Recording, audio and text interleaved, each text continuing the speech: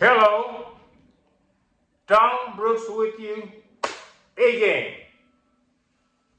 We have an exciting, informative show. But before we get into that, let's talk about June. No, not June. May. It's still May, yeah. May's almost over. May birthdays. So here they are. Birthdays in May. My nephew, no, I'm sorry, forgive me. My grandson, Caleb. Happy birthday, Caleb. A dear friend of mine, sweet lady, Monique. Hope all's well, Monique. Daniela. Oh, you're talking about sweet and kind. This is a young lady who happens to be a waitress at one of my favorite establishments, Cracker Barrel. Happy birthday, Daniela. Okay, this other one's going to be kind of difficult. I met this gentleman when we were about 12 years old, and I knew he was different, and I came to know him as Bullet. His real name is Jerry Miller. But a few years ago, he decided he wanted to change his name again. So his name is Zambuti. So I'll say his whole name. Jerry Raymond Bullet Zambuti Miller. Happy birthday.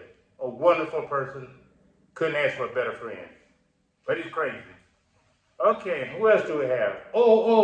Two people from my church. Dr. Janice Bryant and a cousin of mine that goes to my church, Wayman Fowler. Happy birthday to all of y'all.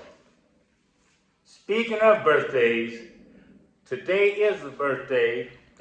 Had to get my coffee cup. I should have had it closer.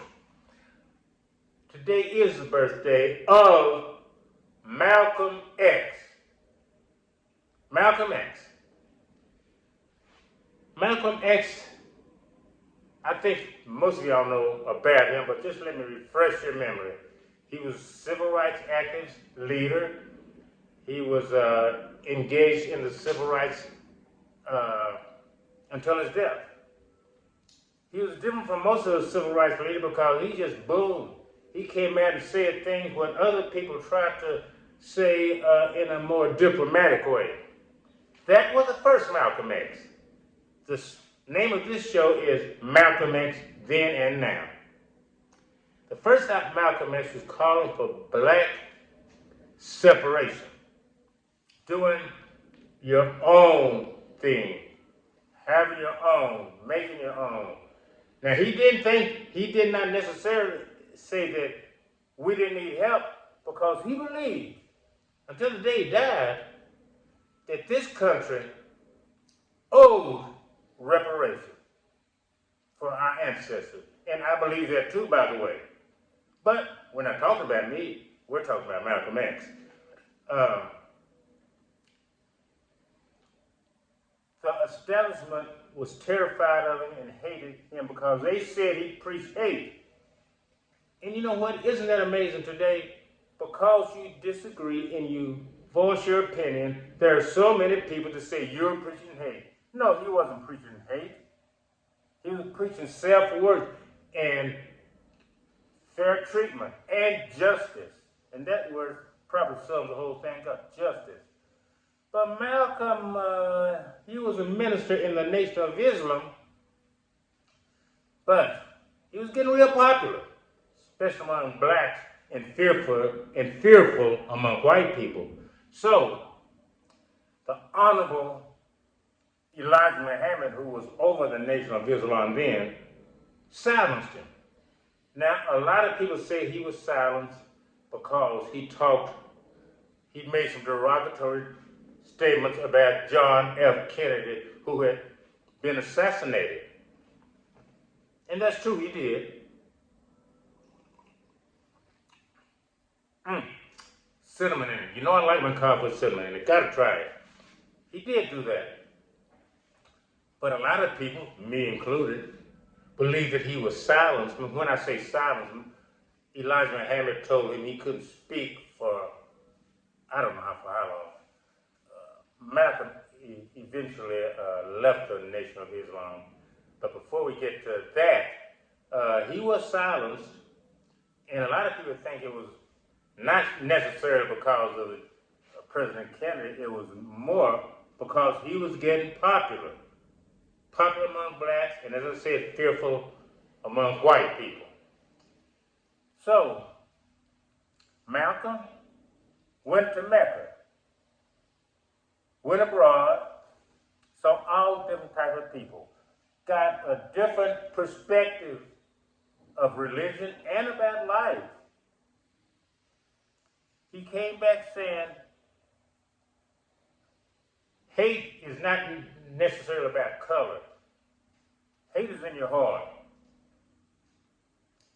And he found friends and allies among all types of people. This didn't set too good with the Nation of Islam and Elijah Muhammad, because Elijah Muhammad went to his grave preaching hatred, separatism, things of that nature. So, as you know, let's jump ahead and we'll come back to a few more facts. He was assassinated, didn't make it to 40, 39 years old, did so much in such a short time. And I think it's a shame that he doesn't have a birthday celebration, a national birthday, like so many other people. I'm not going to compare him with Dr. Martin Luther King. They were both great and did wonderful things in their own right. And as far as I'm concerned, in my lifetime, they are the only two civil rights leaders, because they talked about justice and they gave their life for their cause. How many people do you know that would give their life for their cause? I can't think of any. So, what else am I trying to say? Oh, yes. Well, the holiday thing. That's why I need Miss Von Burden here to keep me on track. It's a shame that it's not a national holiday. He was just as much an American hero as all these other people. But I'm glad it was brought to our attention that there is not a Malcolm X national holiday, because there is a day where it's celebrated. It was celebrated just Friday, but not national. You don't need the government to say, okay, we're going to certify that it's a holiday. We need to stop having the government to think, or the establishment to think for us. We don't need the establishment or the government or anyone else or the almighty whitey thinking for us. We can think for ourselves. And yeah, it's a holiday. Malcolm X, and he deserves it.